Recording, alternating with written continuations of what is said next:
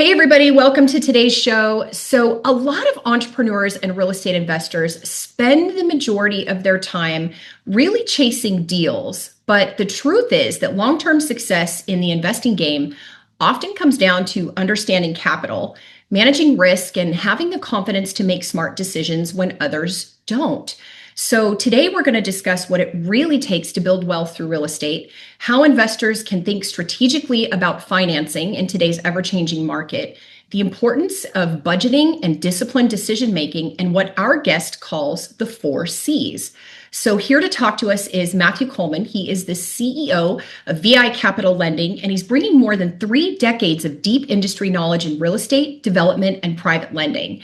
He's helping his clients access customized lending solutions tailored to their values, investment, and development goals. And he specializes in empowering them through strategic financing, navigating acquisitions, development projects, refinance, and growth opportunities in an ever-changing market. So he's also got a really unique perspective on how investors can position themselves for long-term success. Matthew, welcome to the show. We are so excited to have you here. How did you get started in all of this? This is a great journey that you've been on with over 30 years of experience. You've been in business for yourself for 25 years. Tell us the story. Well, no problem. First of all, thank you. And I think everyone who's lived a certain time in life and you hear someone say certain things, you're like, wow, that's me. You know what I mean? So I appreciate you sharing. And it's only a tidbit, I think.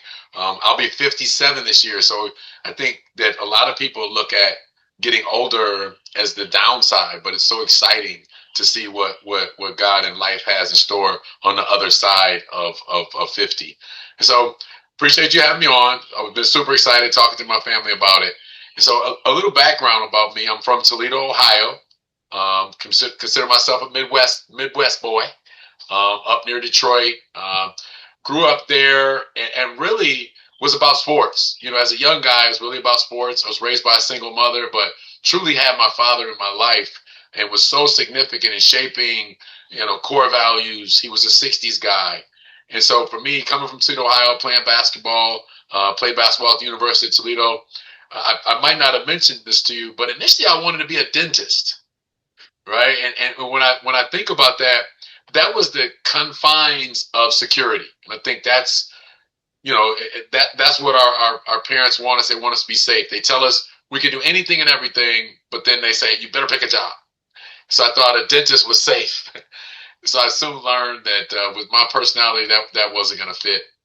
I'm really very outgoing, very talkative. So played basketball there and went on. And, after college, I was going into dentistry. And then I said, man, this isn't for me. I was having fun in college and took up. I said, what do I want to do? And I really thought about if this might have been a mistake, what's going to be the easiest? A path of least resistance. And I said communication. And so, but it's funny because God aligns us with our spirit, and I'm outgoing, so it really fit. I majored in communication, minor in marketing. And so after college, I really didn't know what I wanted to do. I loved real estate. One of my stories I always share, when I played basketball in high school, there was a gentleman, it was Old Man Johnson. He always had all these keys, but he was everywhere. From the basketball games to the barbershop to the events, he was everywhere. I was like, does this guy work? And I found out that he was in real estate and he owned real estate properties. And so that kind of pushed me and really opened my eyes to, residual income. And then after that, going on to work corporate America at BFI, Brown and Ferris Industries, learned the trade of sales. And people really don't understand sales is not, it's not convincing someone to do something. It's sharing with them something that they already want to do. And so with that, I learned about sales, strategic selling, negotiation 1 and 2, bought my first home. Then I bought a commercial building. I think that really opened me up to what business was like. Started detailing cars, really enjoyed cars back then, cars and clothes when you're younger. And so it kind of started that journey, and I bought 2 duplexes. First I bought a twinplex, and the irony of that purchase was that there was an escrow. So I would challenge people as one of the creative ways, just a little nugget, is start looking at escrows where people have fire damage on properties. That is free capital. So you'll get that money back that they put to demolition the house. Could be anywhere from $3,000 to $10,000. That, hey, the insurance company puts it in escrow so that they don't do these repairs, they can demo the house. So bought that, and bought a duplex, and I bought two duplexes and that triplex, and I had a commercial building. So that was kind of really the start of my real estate career. Bought my first home at 24, but that corporate America really helped shape me professionally. Working in corporate America, I know a lot of people say college isn't necessary. Corporate America is a trap.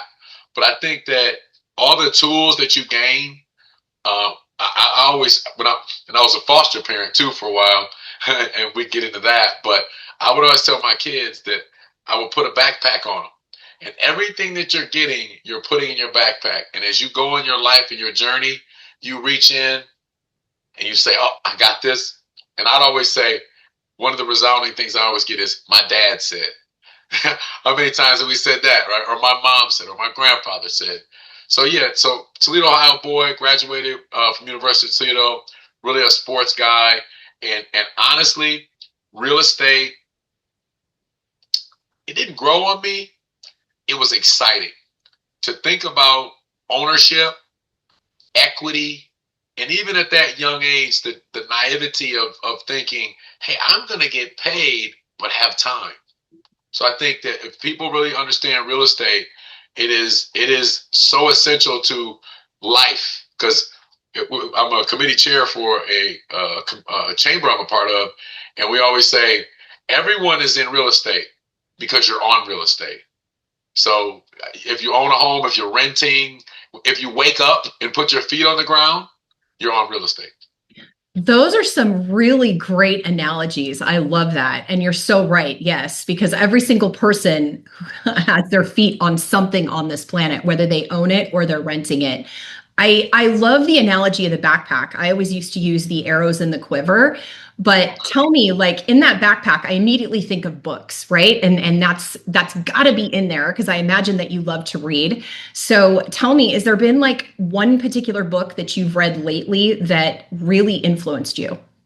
Yeah, and I kind of want to back up about the backpack, because I think about when I said real estate was just there, but I also feel like you got to go through something to get somewhere. So when I went through that foster parenting season of my life for 13 years, and when I thought about what I got through my life, so I thought when these kids came in my house, I said, they're not going to listen. I mean, they're teenagers, they're not with their parents, and so that's why I feel like I'm really good at analogies, because I was never whooped as a kid. Some people say, oh, spoil the rod, spoil the child. And I said, but my father always taught me we need to talk.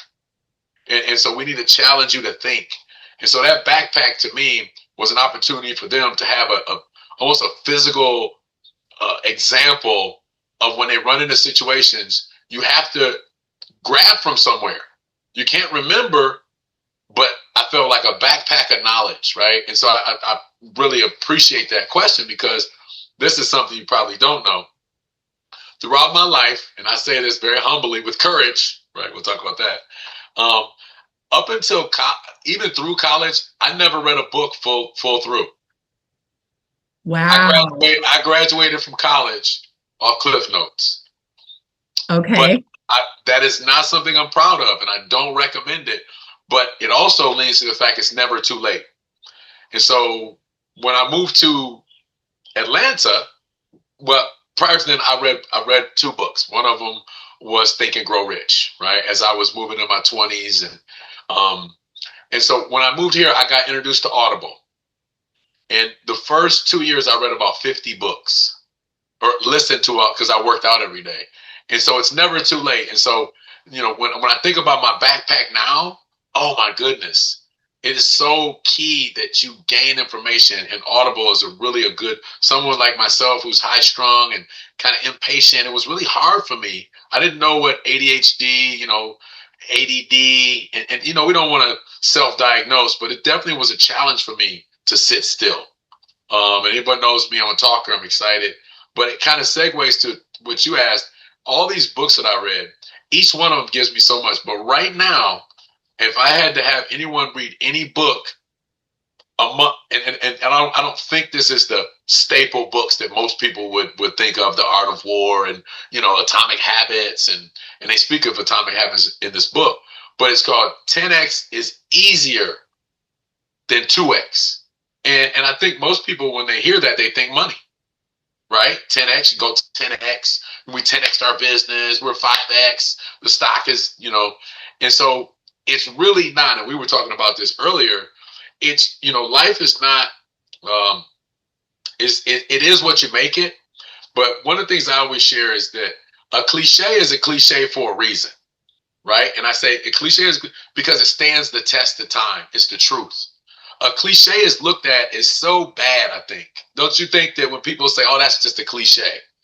Yeah, it's true, but yeah, you're right. If it's a cliche, it's because over time people have experienced it as the truth, and then if you experience something as the truth long enough, it actually becomes the truth. Right. Some simplest don't take.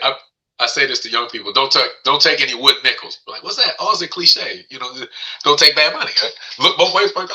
And so I say that to say that cliche of that's so important to me, and I did listen to a book, the Power of Persuasion, and that's something that's thought of as negative, but you can persuade in a good way. So this 10X philosophy, it's not about money; it's about attitude. And what is the cliche? Your attitude dictates your altitude. And so in sports, and it's truly how do you feel, right? And so what do you focus on? And I've been so excited in reading this book, and I talked to you about it because it's reshaping, and that's why I say it's never too late. It's reshaping my own personal thought of what success is, right? And so one of the examples that I kind of equated from it is if you want to get 2X, if you want to get better, there's probably a lot of self-help books, right? Thousands and thousands. But if you want to go 10X, who would even have the mindset to write a book? Not a lot of people, because it takes a concept to understand what 10X is. And so what they equate it to is you've got all these options to go 2X. But to go 10X, how many people go 10X? There's less people. So therefore, there's less options to people who are telling you this is how you do it because I did it. And so it limits your choice. And so if you have limited choice, limited options, it's easier because you don't have to think about what to do. You just do that or that. If I got 30 options, you're like, I don't know which one. So you know what? That is such a valid point, because in anything that you're trying to master these days, there's so many different voices out there that you could be paying attention to, whether it's on social media or it's coming from YouTube, everybody claiming to be an expert about something. So you're right. Finding something that helps you direct towards one voice that you can listen to and a system that you can plug into, you're going to go farther faster, I think. So now tell me how your 4 C's are factoring into, because this is fascinating, how this is factoring into what you're doing every day in your business and how you're using that to help your clients. Yeah, and this is actually something, I could go back to things that I've been doing that kind of tie into it. And I think what happens is it's like compound, right? When you focus on something, it can compound if you go all around. And so when I think about the 4 C's, the first thing is commitment, right? You have to commit. And I want to just stay on that for a second because I've kind of torn with thinking, what do successful people quit? Because I think we equate commitment to not quitting. Would you agree or disagree? No, I would definitely agree with that. I'm committed to the end. My brother, he's a retired colonel. Really one of my people I really looked up to, still do. He's actually my leadership coach right now. He bought me this rock when I was a kid, when I was younger, high school maybe a little bit. He was in the military, And he said, never, ever quit. And so thinking about that and kind of tie it into the C of commitment, one of the thought processes is winners quit often because they not maybe to their long-term goal, but when do you commit? When do you quit when things don't work? How long do you put into it? The 10,000 hours, right? And I just bring that up as a thought because I never quit. I have a car dealership for 30 years, right? And I'm learning that commitment has to really be focused on something, right? And then it leads to the second C. The reason you don't commit is because you really know and have reinforcement to know that you're competent. It's like saying, I'm going to learn. I used this example a couple of days ago. I said, that's like me saying, you know what? I'm going to the NBA. I'm committed to go to the NBA.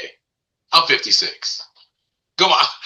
I'm not competent. I'm not going to be able to do it. And so I think it's really key that when you think about commitment, that you really do your heart due diligence, your passion due diligence, your knowledge due diligence. Are you capable, right? So that kind of leads to the third C, a second C. And what really excited me about the third and fourth C is they're so similar in that you have to be confident. You can't say, I'm committed, I'm competent, but I don't know. That's the what is that? You're dripping blood in the jungle. You know what I mean? That's what I call introducing wobble. Like you can't that's two engines or two trains on a track, one going one direction, one going the other. I want it, but no, there's no but. There's no but. There's no but. And so that confidence, and I think we talked about this kind of in depth. Like I've learned not through a college degree, but through experience in business. For like I said, I did 6 years in corporate, and I haven't had a job in 25 years. So I've been an entrepreneur, right? And so I've been very competent at being an entrepreneur because I committed to it, right? I was competent. I knew how to make stuff happen. I knew how to make it. I've proven that. So I'm confident. But the third C and what they share with it is that they're very similar. But the hardest thing is courage. And I think in what I said earlier is that commitment, but to know you have to show courage. I don't think people even use that word. How many people do you really know are saying, man, I really got to be courageous? Well, courageous at what? When do we ever think, maybe politicians or, I don't know, going into the jungle, but courageous in pushing the envelope to where people may not agree with you, but you've committed to it. You know that you are competent. You're confident. So I have to be courageous in that I have to I have to go further. And so for me, I'm at a point which I challenge people to think about, and we'll talk about the book, but my second book both these books are 20 years old in my brain, but this one has evolved. It used to be Business Personal, the journey of an entrepreneur turned businessman. And I am stepping into I'm being courageous and truly starting a business. I think most people think of business from an entrepreneurial standpoint. I'm going to open a business. I'm going to run a business. I'm going to buy real estate. It's me, I. And that's an entrepreneur. But to run a business, and we could talk about the prep 5 steps to business, there's some things you have to be a different competency, right? I almost want to say, it's going to diminish myself, but I almost think anybody can be an entrepreneur. Well, I think that's especially true these days, especially with how accessible everything's become on the internet. But what I love about what you're saying is that I see you parlaying this into the work that you're doing every single day with your clients. So you've got some other theories in there, like capital or collaboration, right? So where I'd love to go is, how are we taking everything? Because you're right, attitude is everything. How are you taking everything you've gotten from 10x is easier than 2x and the 4 C's and moving that into the work that you're doing every single day with your clients? And the segue of life, that's why I've got some young guys on my team and trying to teach them what you don't know because you don't know, but you think you know, so you know. You can't tell me I don't know because I know. And I think me entering into leadership, looking at legacy. I've just recently, I'm an old man, but I recently had children, and so understanding that it's not just about me, right? And I think that's hard for a lot of people because, like we were talking about earlier, again, I think we get trapped into. Thought I turned that off. We get trapped into the way everyone's doing it. So what we try to do and that's the thing. What we try to do is build not just on the money, but the cliche of it's all about the relationship, right? It's all about when we talk about the 4 C's, it is that courage to not just think about it as money. And that's why I love the book 10X and a lot of other books, attitude wise, is that when you shoot for excellence, it's not about money. When you think about being transparent, being authentic, one of my blessings and curses, right? The double-edged sword is that I talk to clients a lot and I'm like, trust me, you can trust me because I talk too much to lie. like the difference between keeping a secret, that's integrity. I could do that. But when you talk a lot and you share a lot, if you're smart enough, you'll realize lying is a walk off the plank. Because somebody's gonna look at you, and what is worse to me is someone to look at me and say, "You're a liar." And so when we talk about when I share with my clients the options, what we're trying to do, it is truly so that they will not jump off. They will not. There's been many situations where I told clients, I really don't think you're ready because you don't understand some of the basic facts and where you're going. Have you ever done this before? And so that kind of segues for me. And I tell them, I said, you got the money, but you've never done this. You don't know the difference between a 2x4 or a 2x12 or LVL. And so I know you're trusting your GC and these people, but you really need to take 3, 4, 5 months and listen to, and like you said, with technology now, you can literally jump and say, I'm going to commit and I'm competent to look at 50 YouTube videos. That's it. So that's such a great point too, because when you're investing and you're working with somebody such as yourself who specializes in private money and hard money, I'm looking to you to evaluate that deal I want to do. And if your answer is no for any reason, I'm going to pause right there. I want to understand that a little better. And if you don't have the confidence in me as an investor, or you think there's something missing in my system, that's really significant. And people do need to have coaches or mentors or a system or something that they are following, if they've never done this before. And so I always love the just say no. And that starts with if the numbers don't make sense. But really, it's if your lender thinks this isn't a great situation, you're not moving forward. Yeah. And that's what I really love about this is that life comes in seasons, a season or a lifetime. And so we think of it as like, I've known this person for a lifetime, right? But I think my thought of that cliche, right? I don't know if that's a cliche, but you meet people for a reason. You may know them for a season. You might know them for a lifetime. But I think what happens is in life, there are reasons. And in life, there are multiple seasons which make up your lifetime, right? And so as I've gone through these seasons, I've realized I've built 6 luxury moderns. I'm on my 3rd commercial build. I've had mentors. I have a mentor now that's helping about leadership. I learned through lending, through doing it. And so when you look at my clients, when they come talk to me, I'm able to say, I know what it is when a draw is not coming and you got to raise capital just to get the draw and give them their money back. I understand that when the inspector comes out and he fails you, it sets your timeline back, right? But you got to keep moving. And all these things is called a contingency.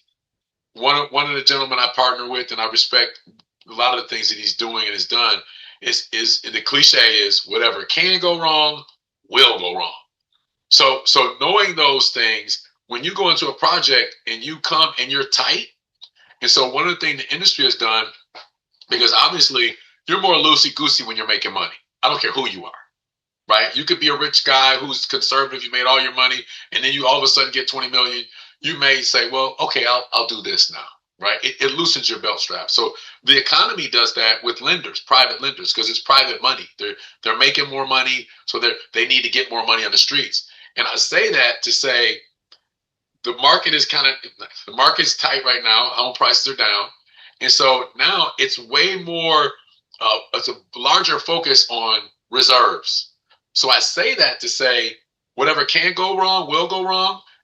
When I talk to clients and we go through what it is, we talk about reserves. If you're putting up your last, that's why I say, are you really in a position to do this project, right? And nowadays, we're definitely saying no if you don't have 10, 15% reserves. So no to a project is not no, you can't do it. It's no, you probably don't have the resources. And then I always love to share the simplest rule ever. And if you know your 7 tables, your 6 tables, right? Your multiplication tables, in any business, you're going to have cost and you're going to sell it and you're going to have profit. So it is, a lot of people don't understand your purchase price plus your budget, whether it's new construction or rehab, can't go over 70% of what you're selling it for. So if you're selling it for $200, you've got a $140,000 budget. You sell it for $300, you have a $210,000 budget. 28, 35, 42. So knowing that, it really simplifies the game from a number standpoint. So for me, looking at myself as somewhat of a subject matter expert in the space, because I'm going in and out of rooms, going to conferences, learning more every day, is if you don't understand that as a investor doing a fix and flip or a new construction, and knowing that, okay, my purchase price, the sale price is $1 million, the house in the neighborhood are $1 million. Do you know what the interior is? Is it a mid grade? Is it an upgrade? You can't compare, linoleum tile floors to real wood. So it's comparable like value. So if you buy it for $500, I'll ask them how much do you have to rehab? They're like, and can't get the number of 200. 70% of $1 million is 700,000. So if you bought it for 500, you have 200,000 to fix it up. Skin in the game, 15% down, plus reserves. So as you go through, if you don't understand that, and then we're not even talking about getting into your project schedule, your subs. And so I really talk to clients and really try to get them to partner. And I know that's one of the things that is, I mean, how many times have you been in a partnership that failed? Well, if you're asking about real estate, we've definitely had a couple of instances where an asset might have sat too long on the market because the market conditions were shifting underneath. But I think the value of a good partnership is you're bringing something to the table that you're an expert in, and the partner's bringing something to the table. And together, between the two of you and your combined powers, you're more than the sum of your parts, right? So you're literally looking at that deal and saying, all right, I'm good here, you're good there. And then you're approaching your hard money lender or your private money lender, and he's going, yep, this all looks great. Everything's in order. We're going to go forward. So you're pulling the trigger when things make sense. And in my space, I hear a lot of horror stories, because I might try to give a little unsolicited advice, and I try to see if it's okay. Can I give you some thoughts I might have? Oh, this person, my GC, stole from me, or this person screwed me over. So I think a lot of people are reluctant to partner because of past experiences. And one of the things that I'm kind of pushing right now is financially, when people partner together, is have something where 2 people have to sign off for payment.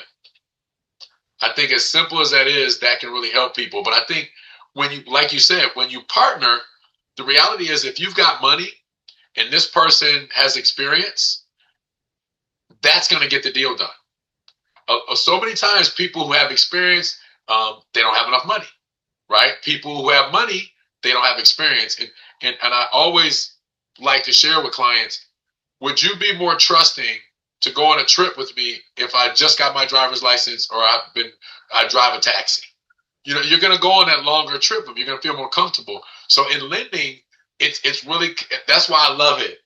It is so much common sense.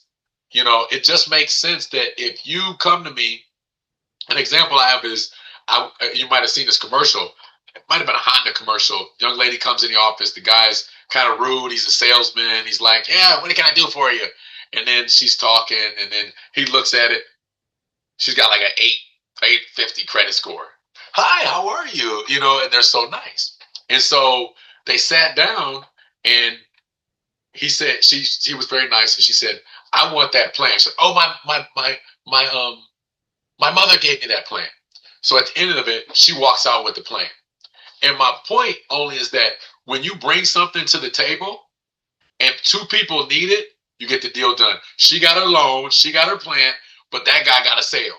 And so if you come together and you put the proper tools in place, like you said, the only way most people can get things done, and I think this was the example we talked about too, when you ride by those big giant projects that are huge, how many banners do you see out there? You never see one. It's 10 different companies that come together. So I'm excited, even us, this collaboration, this partnership, you know, I hope and pray that I'm adding value to you, your subscribers. I pray they get value.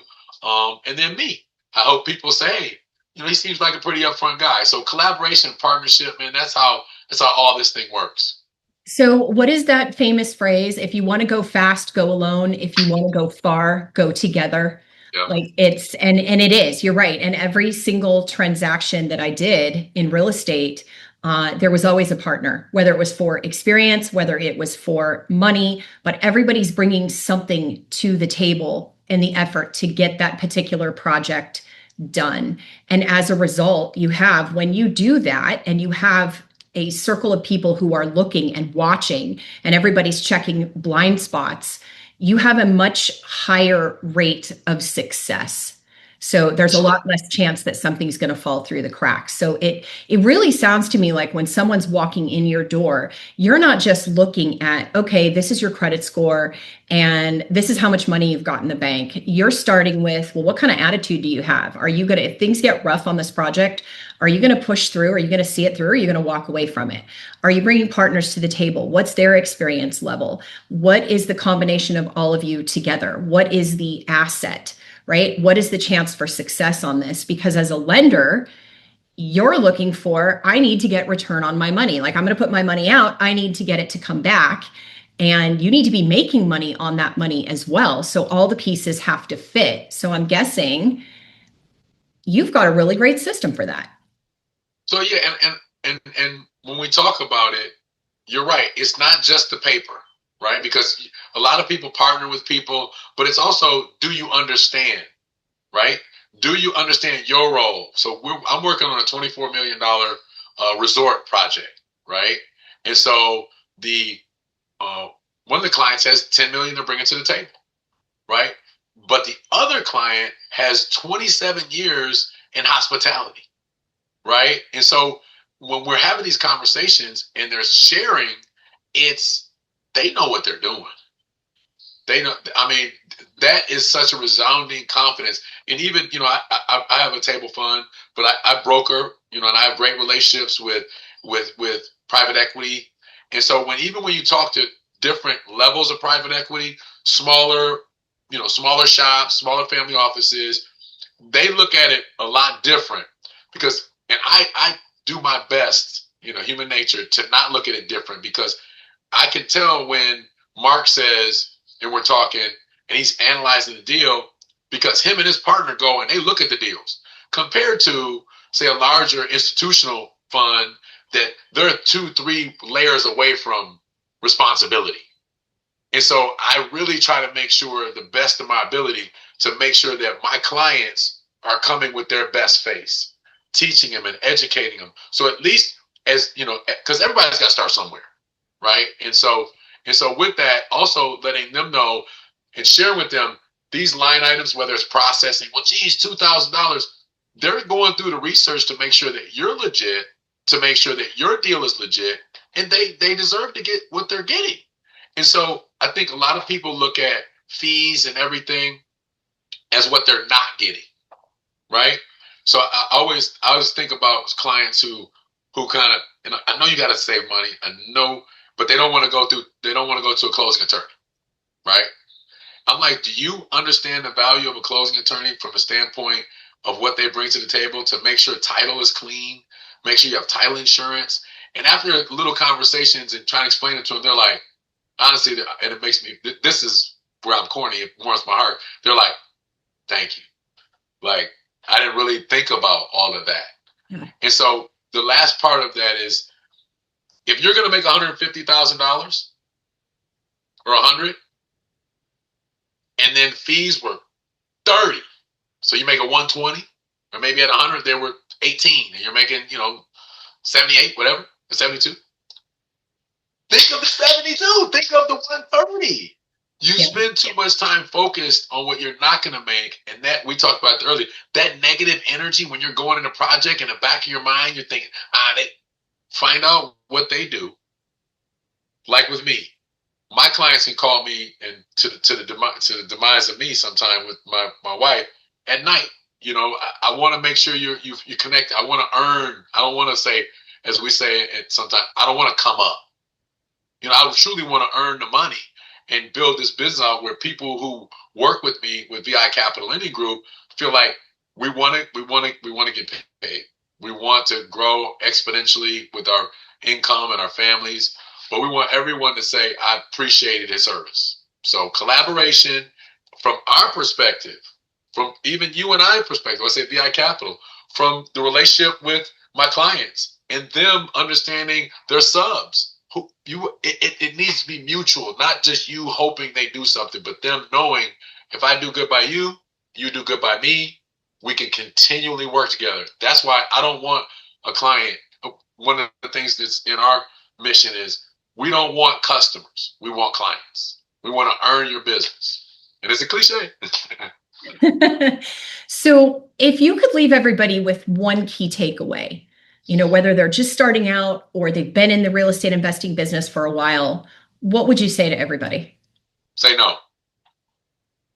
I know everyone, it's a lot of times where people have these great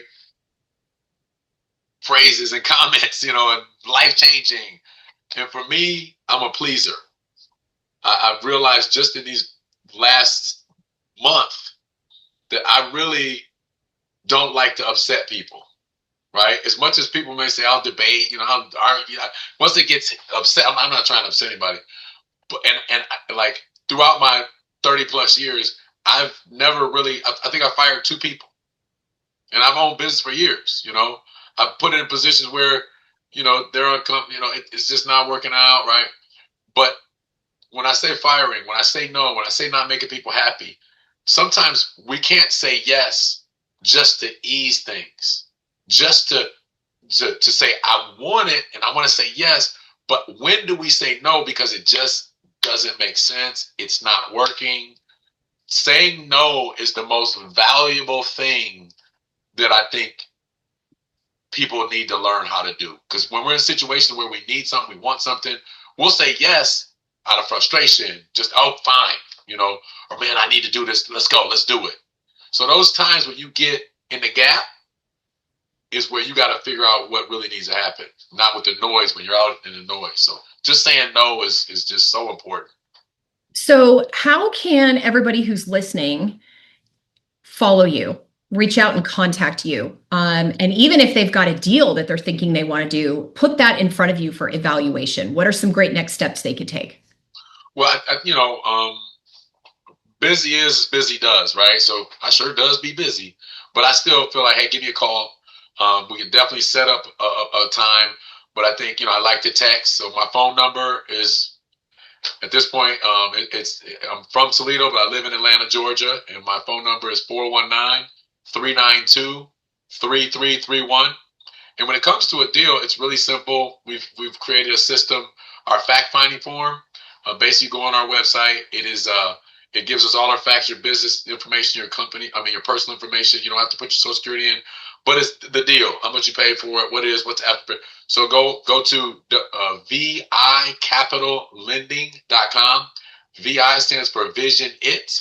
We vision it with our clients to find the right loan for them, and we operate on core values. So again, VICapitalLending.com, and then you can reach me at 419-392-3331. My email is really simple. My name, Matthew C, at VICapitalLending.com. And feel free to follow me, VI Capital Lending on Instagram. And then, of course, Matthew B. Coleman on LinkedIn. And then my personal, where I share a lot of who I am in the projects, my personal Instagram is M. Blake Coleman. So I appreciate you having me on, man. We had a great conversation. Thanks, Matthew, for being our guest today. So listen, everybody, if you have thought that this was a interesting conversation, if you are looking for a lender who's going to go above and beyond, is going to take your hand, walk with you through the steps, whether you're just starting out or you are very, very experienced in this business and need to move quickly, reach out and contact Matthew. Hop out to the website, fill out a form if you've got a deal, check him out on LinkedIn, follow him online on social. And until next time, thanks so much for being here.